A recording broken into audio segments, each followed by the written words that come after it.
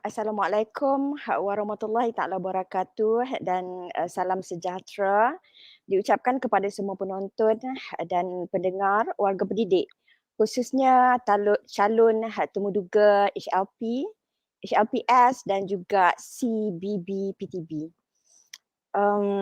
Pertama sekali tahniah kepada calon kerana berjaya di senarai pendek sebagai calon penerima beasiswa. Webinar kali ini bertajuk menghampiri GOT, Pembetul Niat dan Perkasa Kemahiran. Saya anggap tajuk ini masa yang sesuai sebagai panduan awal umpama penyuluh jalan sebelum adik-adik melangkah ke dunia baru di bidang pengajian. Hari ini saya tidak keseorangan, jadi elok kami perkenalkan diri kami dulu. Saya Dr. Rosmawati Osman dari Jabatan STEM IPG Kampus Darul Aman. Saya pemegang HLP tahun 2016 dan alhamdulillah berjaya mencapai status GOT mengikut jangka masa yang ditetapkan oleh bahagian tajaan. Rakan penceramah saya Dr. Sumayah Abdul Rahman. Sila perkenalkan diri doktor. Okay, terima kasih. Saya Sumayah binti Abdul Rahman, pensyarah di Jabatan Teknologi Pendidikan IPG Kampus Darul Aman. Saya merupakan pemegang HLP tahun 2018 dan alhamdulillah mendapat status GOT dan telah bergraduat di USM pada tahun 2022. Okey, terima kasih. Okey, terima kasih Dr. Sumayah. Sesi pengenalan pun sudah. Jadi saya kita akan menceritakan flow webinar kita. Okey, webinar kita terbahagi kepada dua bahagian.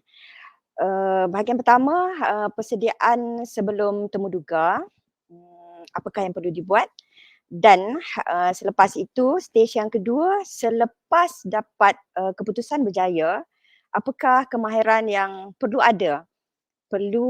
kita ada untuk memastikan laluan pantas GOT tercapai. Baik, untuk first part, persediaan temuduga. Okey, apakah yang perlu dibuat? Apa preparation yang perlu kita ambil tindakan? Okey, basically ada dua perkara yang perlu diambil perhatian, iaitu persediaan fizikal, yang kedua adalah persediaan kognitif dan juga emosi. Untuk persediaan fizikal, bolehkah Dr. Sumayah kongsikan pengalaman terdahulu? Silakan. Okey, untuk ini persediaan sebelum temuduga, kalau berkenaan dengan persiapan fizikal, apa yang perlu kita ada adalah proposal, proposal yang lengkap, yang padat, concise dan precise.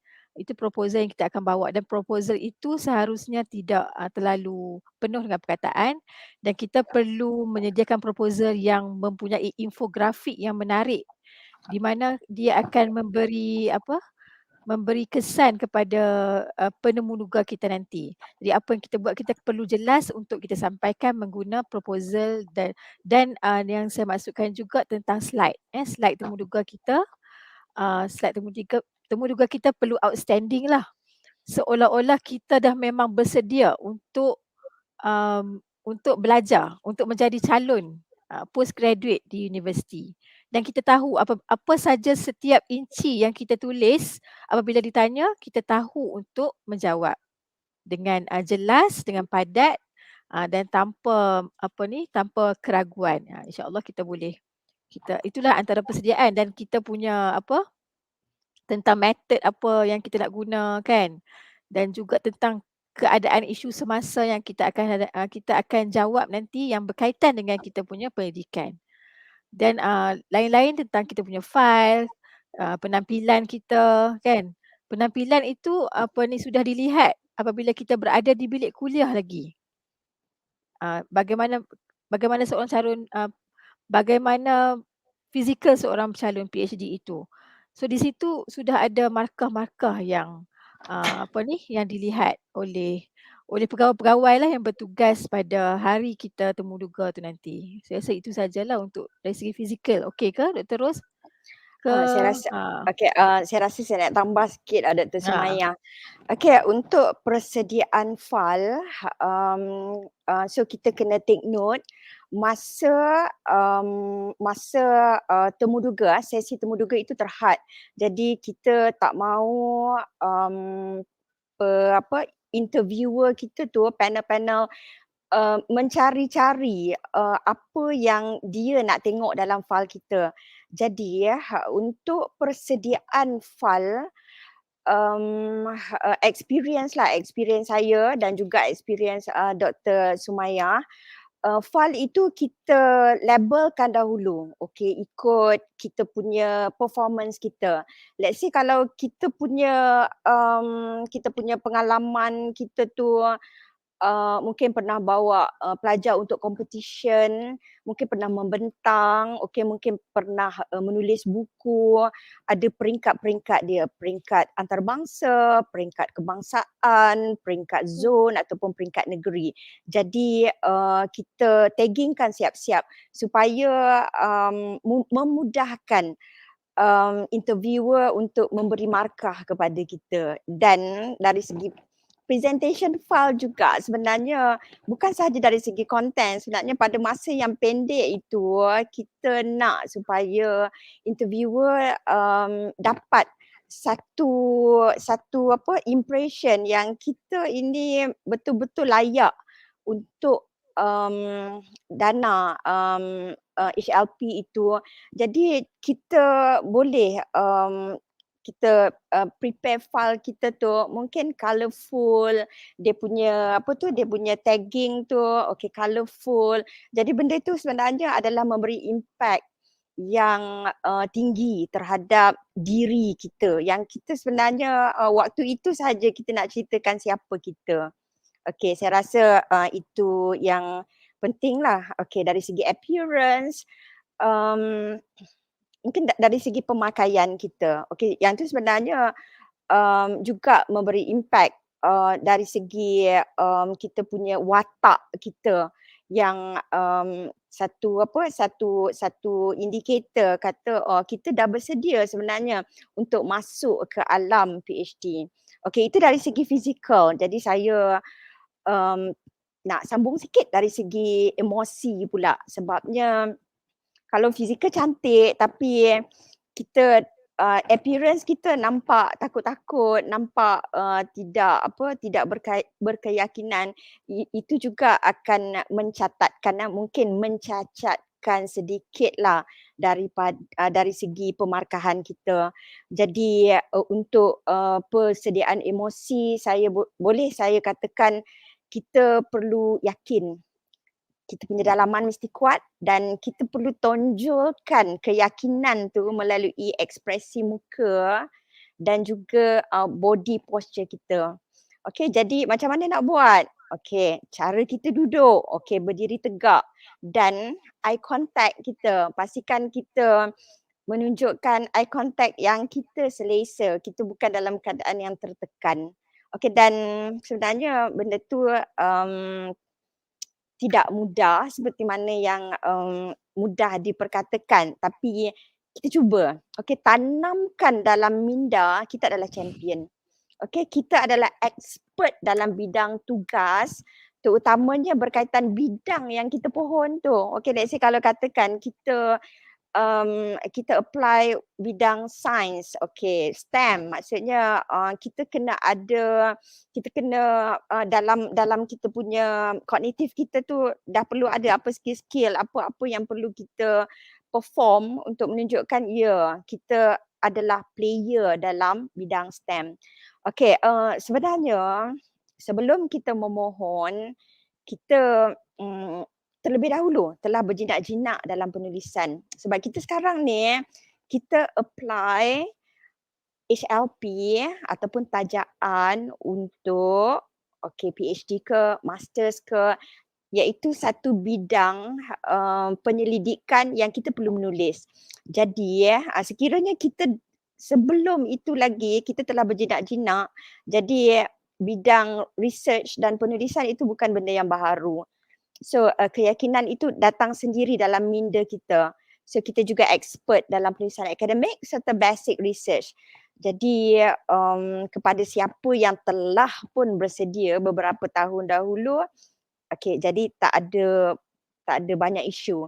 Tapi kalau siapa yang masih belum lagi mantap, jadi saya rasa it's your time sekarang ni kena ambil masa, kena baca, kena memahami tentang research dan juga dalam penulisan ilmiah. Okey, jadi bila emosi kita stabil, automatik kita dapat menjawab dengan tenang. So pastikan kita punya emosi itu kita boleh kontrol. Malam tu tidur bagi cukup dan make sure ekspresikan melalui muka kita, mata kita dan mungkin juga ada keadaan di mana mungkin interviewer tu dia akan memberi kita soalan-soalan provokasi. Jadi calon-calon jangan terlalu defensif. Cuba kontrol keadaan, jadi diri sendiri.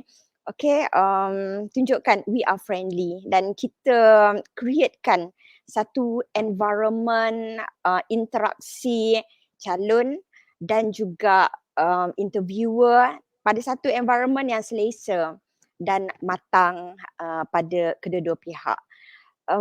Ada lagi tak Dr. Sumayah yang mungkin saya lupa? Tak, saya nak tambah sikit je.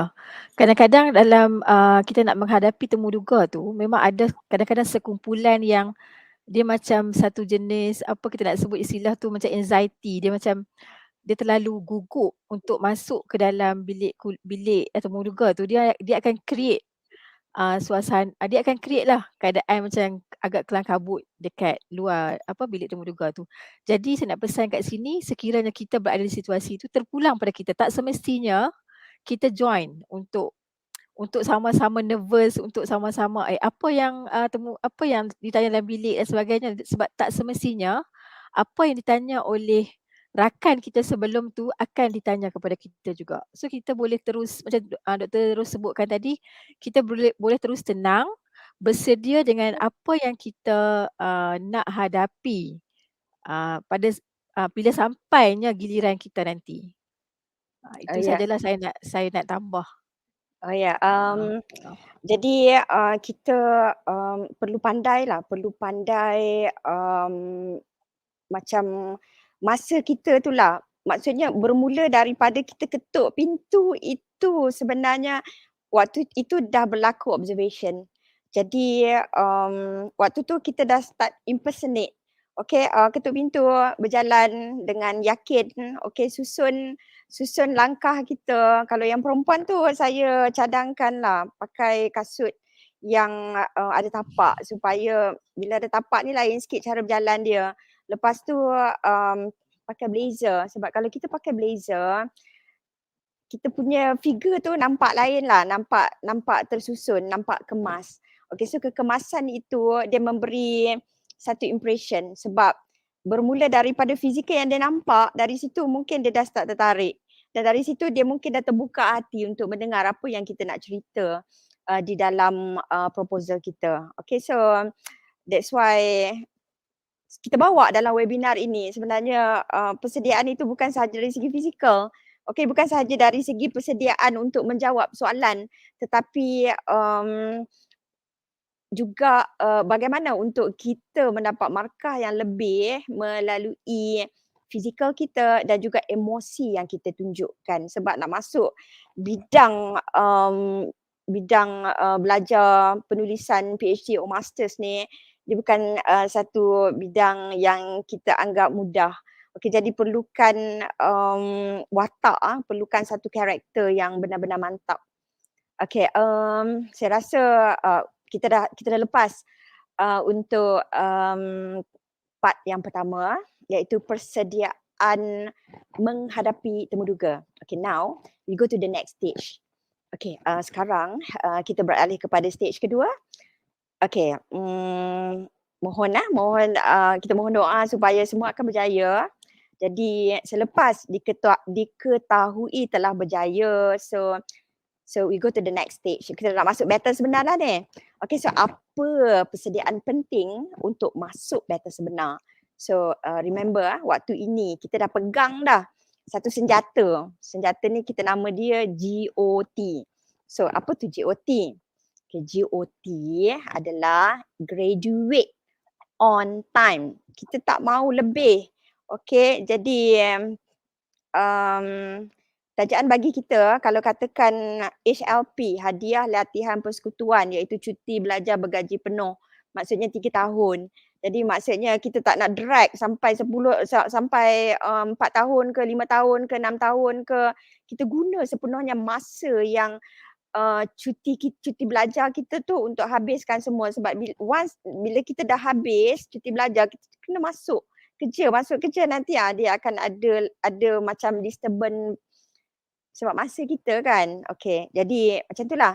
Pernah dengar tak phrases PhD is a lonely journey. Okay, so kita faham dulu apa itu lonely journey. Jadi sebenarnya bukan lonely tu sebab kita tak ada kawan, bukan sebab kita tak mahu berkawan. Okay, tetapi PhD itu adalah laluan masing-masing. Alright, jadi bila kita masuk, bidang kita tak sama.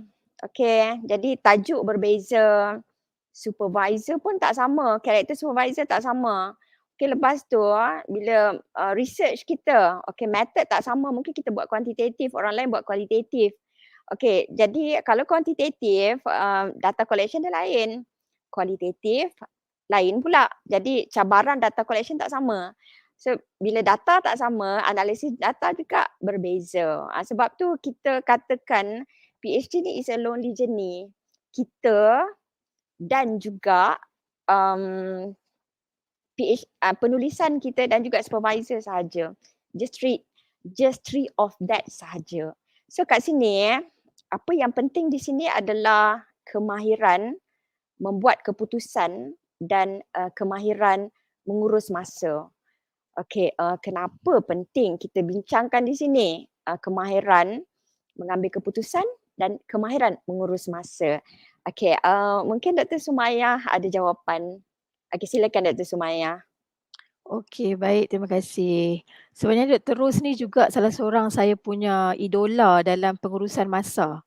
Daripada Oh, kami bekerja sekali, kan sampailah saya belajar, saya dari segi pengurusan masa dia antara dia salah seorang lah yang menjadi idola saya, yang sering memesan kepada saya tentang pentingnya pengurusan masa. Jadi kita perlu ingat bila kita dapat saja surat tawaran tu, kan kita dapat tiket untuk bercuti selama 3 tahun ataupun 5 tahun kalau HLPS. Jadi kita mesti ingat title kita bukan lagi pegawai yang bertugas, tapi kita ada title lain iaitu pegawai latihan. Pegawai latihan kita ada amanah kita. Maksudnya kita ni kita diberi gaji untuk untuk mencari ilmu, kan, bukannya maksudnya kita bercuti uruskan keluarga. Jadi kat situ bila pengurusan masa tu maksudnya bila kita bekerja memang bermula daripada 8 hingga 5. Betul tak Dr. Ros? betul. Okey. Jadi kita jangan buang masa 8 hingga 5 tu untuk membuat perkara yang selain daripada bidang pengajian kita. Jadi kita susun. Jadi masa kita nak interview tu kita dah minta untuk membuat carta GAN. Jadi sebenarnya carta GAN tu memang betul-betul memandu. Kalau saya sendiri memang betul-betul memandu saya supaya saya alert setiap schedule tu bulan berapa saya mesti buat supaya saya tak tersasar. Kan, kata contohnya saya mesti bentang proposal. Contohnya kita mesti bentang proposal pada semester yang kedua. So make sure kita mesti bentang proposal pada semester yang kedua. Kalau kita tergelincir, make sure kita cepat-cepat kejar balik. Jadi bila kita nak urus masa ni kita kena tengoklah bila kita kena bentang proposal. Jadi dia berbalik-balik bila kita pilih kaedah kita punya research method, kan, reka bentuk kajian kita punya kita tahu schedule. Okey, kita pilih supervisor yang macam mana. Adakah supervisor kita ni profesor tahap tinggi di universiti? Kan? Jadi bila kita pilih profesor yang tahap tinggi, kita kena tengok, okey masa dia macam mana? Okey, boleh tak sesuai dengan pengajian kita yang hanya 3 tahun. Jadi semua tu kita dah kena susun. Kita dah kena fikir. Siapa yang nak fikir? Kita lah. Kita jangan harap supervisor yang akan susun untuk kita. Kita sendiri bertanggungjawab. We are adult learner. Kita bertanggungjawab untuk menentukan apa yang akan berlaku next dan next. Jadi pemilihan supervisor itu sangat penting. Supaya masa yang kita susun tu dah memang cantik untuk kita dapat GOT. Okey, kadang-kadang kita tak mau salahkan supervisor sebab kita sendiri yang dah pilih di peringkat awal. Jadi kita kena buat survey sikit lah. Lepas tu jarak universiti tu kan, jarak universiti tu sendiri kita tahu okey contohnya saya di utara. Saya tahu sains dan STEM ada di mungkin ada di UTM. Tapi dari segi pengurusan masa, saya perlu mengambil masa yang terlalu panjang hanya untuk bergerak ke UTM sedangkan saya berada di utara. Jadi benda-benda tu kita kena susun supaya masa tu tidak terbuang. Okey, mungkin kos tu ada jauh di selatan. Jadi kalau tak sesuai kita kena elakkan, kita reduce supaya load kita belajar tu tidak dibebani dengan load fizikal kan, load tenaga lagi, load nak urus keluarga. Jadi kita tak nak benda-benda tu yang akan mengganggu pengurusan masa belajar kita. Faham maksud saya kat situ? Selain pada tu, kita kena alert dengan tarikh-tarikh yang KPM, unit tajaan KPM tetapkan. Bila kita nak kena hantar report kan, progress report kita kena hantar. Universiti pun nak kena bayar yuran kan, kalau universiti pun nak kena isi juga progress report yang mana ia berkait rapat dengan HL dengan unit tajaan. Jadi semua tu berkait rapat dengan kita punya kerja supaya bila kita hantar report itu cantik dan dan tersusun elok. Jadi kalau kita tak ada progress, supervisor pun nampak masalah tu jadi tak seronok lah kat situ kan. Macam mana? Sebab kita punya prestasi juga dinilai setiap tahun. Dalam masa kita belajar, kita juga akan naik pangkat. Itu kita kena jagalah semua tu.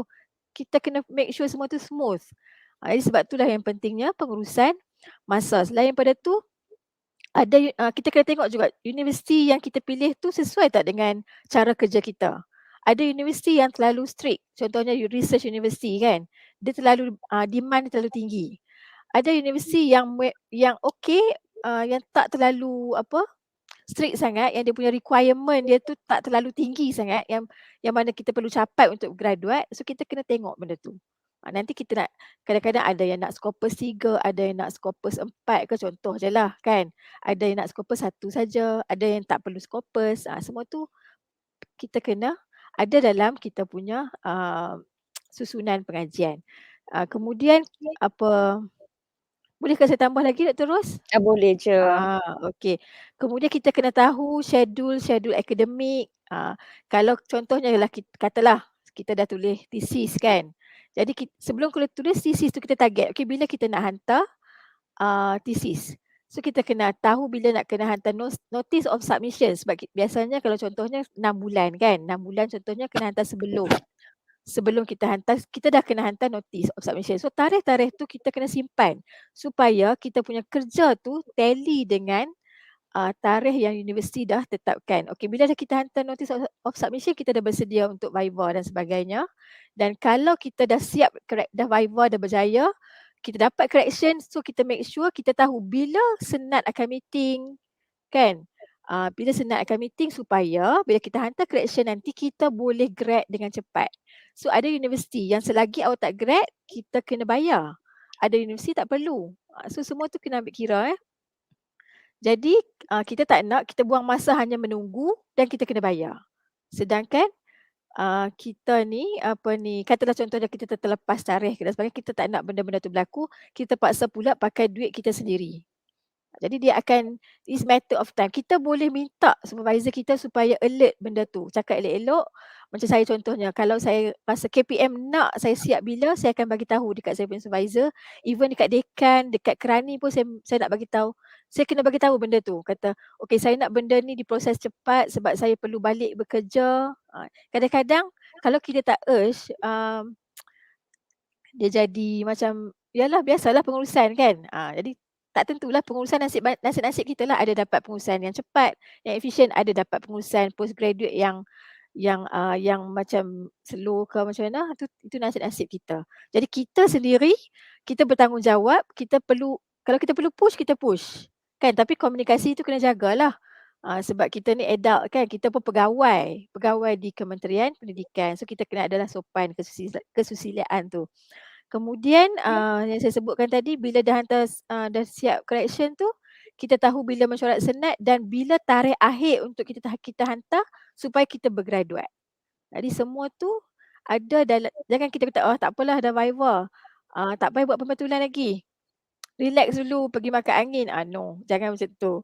Sebab macam Dr. Ros sebutkan tadi, bila kita dah masuk kerja, walaupun kita dah viva, kita masuk kerja, nanti kita akan terganggu dengan, bukanlah terganggu, kita kena buatlah kerja sebab kita dah balik kerja, takkan kita nak bagi alasan kita belajar lagi.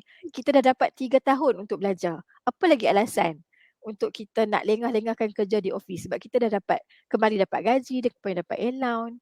Jadi kita kena buatlah kerja-kerja hakiki kita di samping kerja belajar kita yang tertangguh tu. So elakkan ya.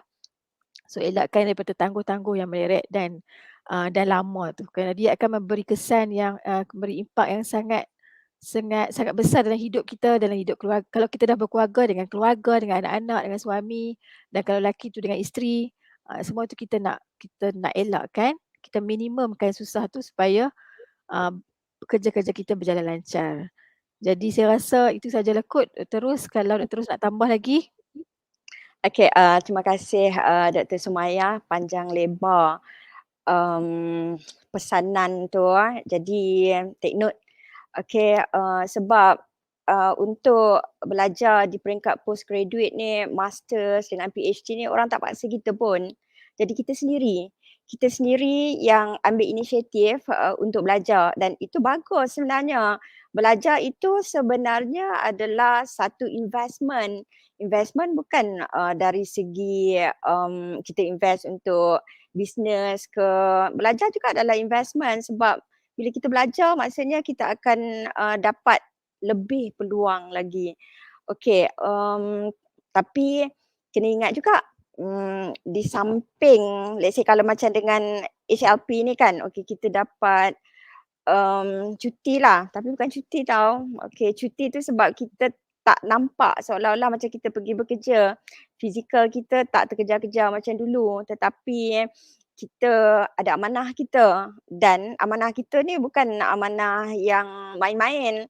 Kalau kita tak lepas amanah ni kena bayar. Jadi kena fikir betul-betul. Okey, dan fikir betul-betul itu sebenarnya adalah yang saya kata tadi tu. Perlu ada kemahiran, okey, mengambil keputusan dan juga kemahiran menguruskan masa. Okey, sebenarnya PhD ni is very subjective. Ada orang kata susah. Bagi saya, kalau kita ikut flow, kalau kita ada kemahiran, sebab dia tak ada right or wrong. Jadi bila benda tu nampak macam susah, jangan kita tambah susah tu kepada benda-benda personal kita. Betul lah apa yang tadi Dr. Sumaya mention tadi ni. Kalau ada universiti yang dekat, kita ambil yang dekat saja. Sebenarnya universiti sama je. Okey, janji kita patuh kepada spek-spek yang telah ditetapkan oleh tajaan. Kalau bidang itu ada tepi rumah kita, kita ambil je lah yang universiti yang tepi rumah kita. Bukan sebab kita nak take advantage. Sebenarnya kita ambil yang dekat distance dengan rumah kita sebab kita nak selalu ke universiti kita. Sebab kita sekarang ni, macam saya kata, bila kita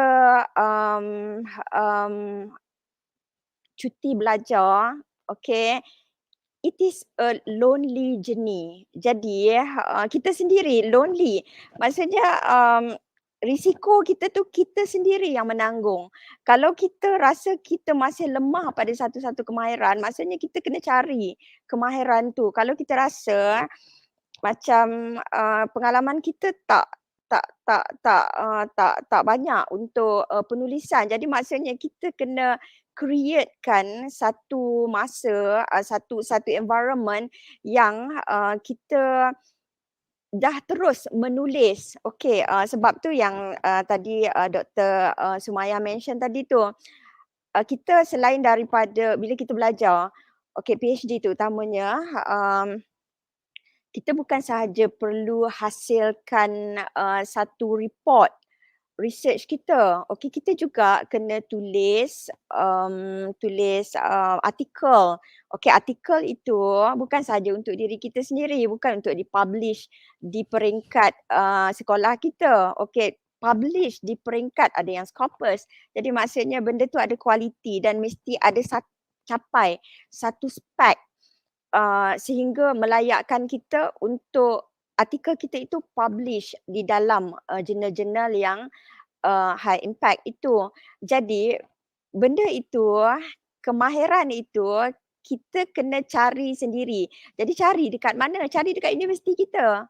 Sebab tu kita jangan kata okey let's say kalau katakan PhD ke ataupun masters juga mungkin yang, mode, full research.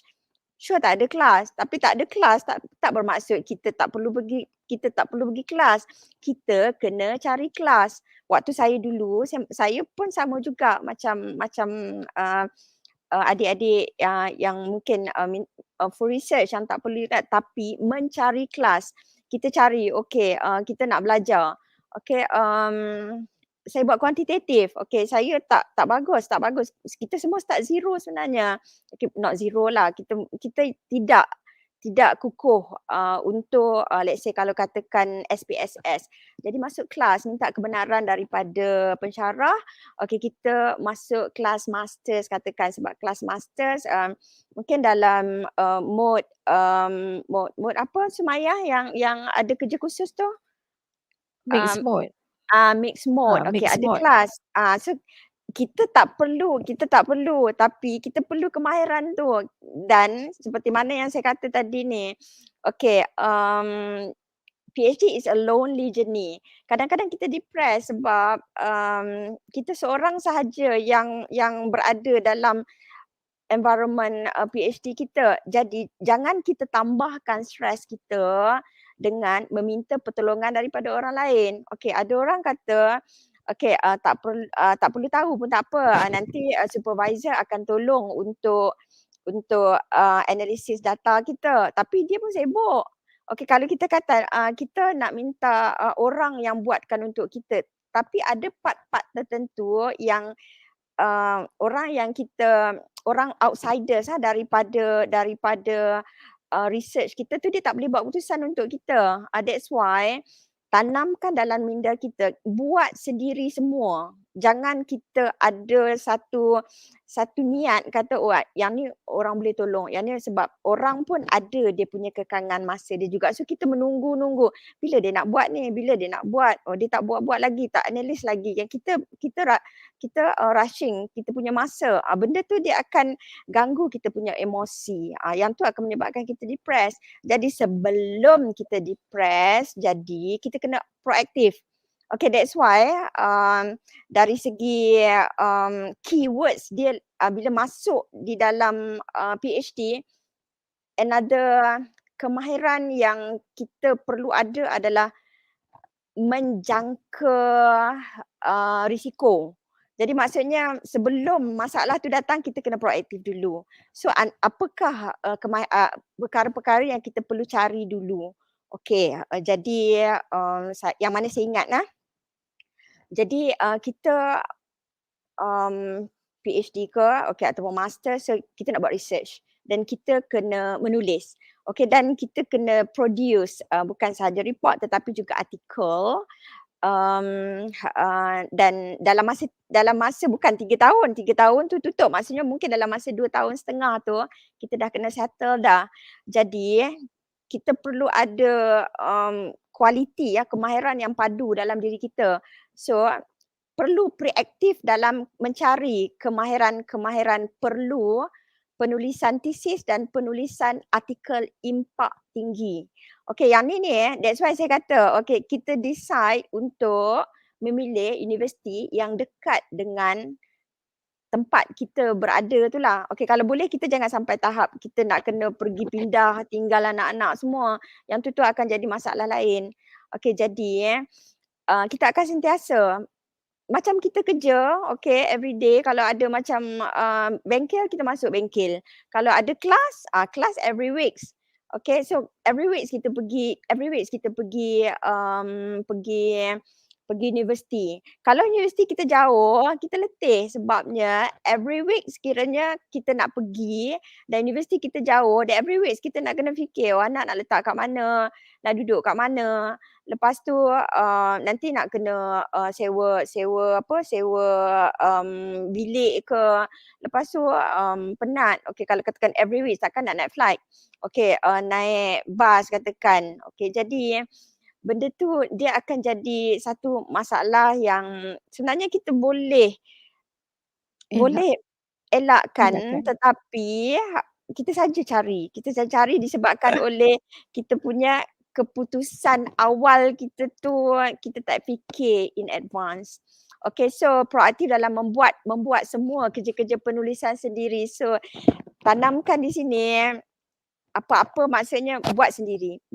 Tak tahu skill cari. Okay, lepas tu buat sendiri.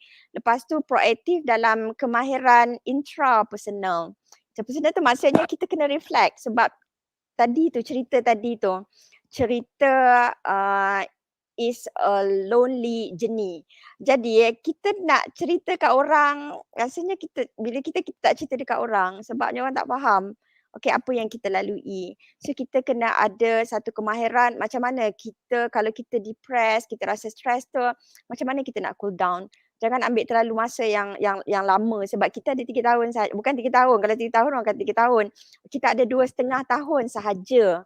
Okey, untuk completekan semua di dalam PhD kita. So perlu ada kemahiran intrapersonal, menjangka risiko supaya kita lebih bersedia. Sebelum jadi kita dah clear dah. Dan sentiasa ada plan B. Dan yang satu lagi adalah kemahiran interpersonal. Kita dengan orang sebab kita research kita. Macam tadi Dr. Sumayah kata, bagaimana kita nak berurusan dengan pengurusan mungkin supaya mempercepatkan kita punya progress kita. Sepatutnya dia kata kena tunggu turn ni, kena hantar borang, kena tunggu itu ini. It takes maybe 3 months. Tapi macam mana kita ada kemahiran interpersonal supaya dia rasa dia berada di tempat kita dan dia faham keadaan kita, benda yang ambil 3 bulan mungkin ambil masa sebulan sahaja. Dan satu lagi dari segi email dan juga kemahiran bahasa Inggeris. Kemahiran bahasa Inggeris also very important. Sebabnya sekarang ni saya rasa kebanyakan universiti dia nak Scopus. Scopus kebanyakan dia adalah bahasa Inggeris. Dan sebenarnya di peringkat kita cuti 3 tahun inilah sebenarnya waktu ini kita cuba kuasai kelemahan kita. Dan bila kita habis 3 tahun, selain daripada kita dapat PhD, mungkin kita juga akan upgrade kita punya bahasa Inggeris. So kita boleh pergi lagi jauh dalam penulisan kita. Dr. Sumayah, anything nak tambah? Oh, ni last dah yang saya boleh tambah.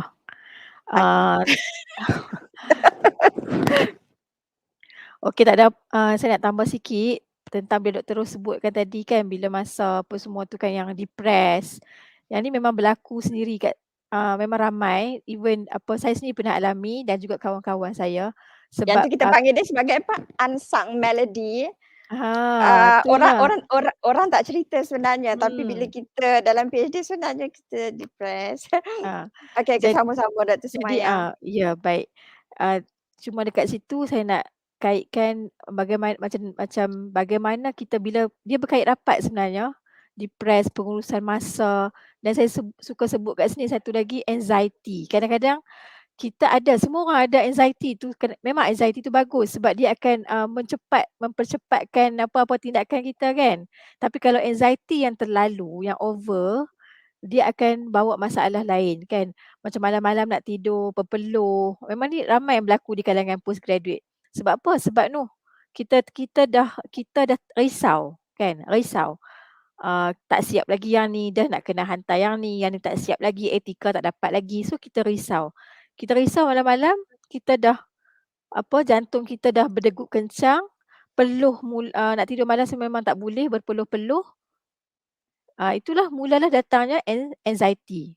Kan sebab kita semua bagus, kebanyakan calon yang dapat ni semua bagus, kita nak semua lengkap, sempurna dan sebagainya, tiba-tiba kita tak dapat nak capai. So kita mula anxiety. So elak kita boleh kontrol benda-benda tu, kita kena banyak juga ambil macam exercise kan, exercise, jaga pernafasan, jaga makan, sangat penting. Exercise sangat penting untuk coolkan kita Betul. punya anxiety ke kan, kita punya takut, nervous, repress semua tu tak ada kawan.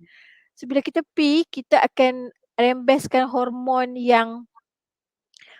kita akan jadi balance lah. Bila balance, kita punya mental illness pun bagus. So kita kena jaga. Bagi saya mental illness sangat perlu jaga. Betul, betul. Tambahan pula kalau macam keadaan sekarang ni macam-macam kita tengok kan, kita baca Facebook. Dia ni dah PD dah proposal defense. Aku belum lagi. Dah panik. Dia ni dah hantar submission notice dah. Aku belum lagi. Dah panik. Malam tak tidur. Sebab duk memikir. Bila tak tidur, kita tak buat apa-apa pun, tak ambil tindakan. Duk menangis di bucu katil. So elakkan benda-benda tu. Kita kena kita kena go through. Kita kena go through, lalui. Kalau kita tak ada idea ke apa, buat juga sikit-sikit. So make sure jangan stop. Kalau stop masa berjalan, nanti banyak benda yang kita akan tertinggal. So ada two most powerful warrior dalam pengajian ni, iaitu passion and time. Passion tu apa? Sabar. Betul. Falsafah sabar ni saya dapat, kalau sebelum ni saya dapat falsafah sabar dalam rumah tangga. Tapi bila belajar ni pun ada falsafah sabar yang lain. So kena sabar. Sabar. Orang Kedah kata sabar lah kan. Sabar. Dalam Islam pun kata sabar itu istana Sabar. iman. Orang putih pun kata patience tu power. Jadi kita kena sabar. Kadang-kadang kita nak buat analisis yang rumit kan, ANCOVA, ANOVA lah, PLS yang rumit, banyak dengan sampel yang banyak beratus-ratus. So kalau kita tak sabar, kita dah macam menyampah lah, tinggal saja kan. Tapi bila kita buat PhD ni, kita kena rungkai sikit, kena bagi siap, collect data, analisis data, buat rumusan. So semua tu menguji kesabaran. Kalau kita tak sabar, kita fed up, kita tinggal, memang tak ada siapa yang buat, kerja kita akan tertangguh. Lepas tu kita kena sabar bila dalam masa yang sama nak urus keluarga, kan mungkin kita urus mak sakit, kan ada yang niat tak apalah nak belajar 3 tahun, nak jaga anak contohnya, nak bagi tumpuan pada anak. Jangan, betulkan niat kita kembali. Betulkan niat. Kita nak belajar memang nak belajarlah, dan urus anak itu akan dipermudahkan. Macam Datuk KPPM pernah pesan, perbetulkan niat, buat yang terbaik. Bila kita buat yang terbaik, Tuhan akan memudahkan jalan-jalan kita. Sebab kita niat apa? Bila kita dapat ni, kita akan kembali dan berbakti dalam kita punya bidang. Kan bukan untuk diri kita sendiri, tapi kita dah dapat, kerajaan dah bagi kita duit, dah bagi kita dana untuk kita belajar. So kita kena kembali dan mencurahkan kembali bakti. Kita dah pakai banyak ni. So jadi benda-benda tu yang akan menenangkan kita balik dan membuat kita sabar dan tekun, dan menjaga masa lah supaya kita tak terbabas, supaya kita tak lambat kan.